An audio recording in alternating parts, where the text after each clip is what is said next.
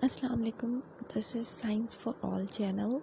Today we'll be discussing about the topic Charles law, and Charles law is also an ideal case law. So it means that it is only obeyed by the ideal gases, while the real gases do not obey the Charles law. As I've told already, ideal gases exist under ideal conditions, you can say, under specific conditions, while the real gases are natural gases that can exist in natural environment. Now we will discuss about the definition of Charles law. So yes, this law tells us the relationship between volume and temperature of the gas. So we have conditions that the pressure should remain constant as well as quantity of the gas should remain constant.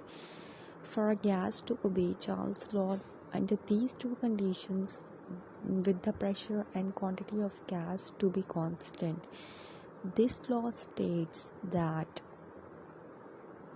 volume of a given mass of a gas is directly related with the temperature. So it means that volumes and temperature are directly related, and they both if the volume will increase, the temperature will also increase, and vice versa. So here is the formula for the Charles law, that V is directly related with temperature, V for volume and T for temperature.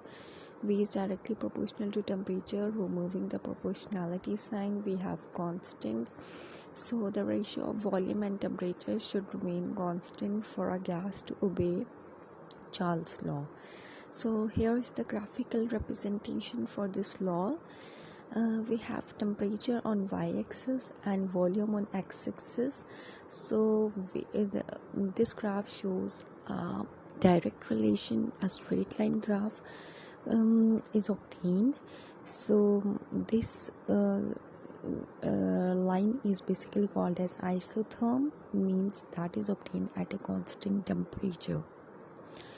So yes, this is all about Charles' law. So please like and subscribe to my channel for more videos. Thank you for watching.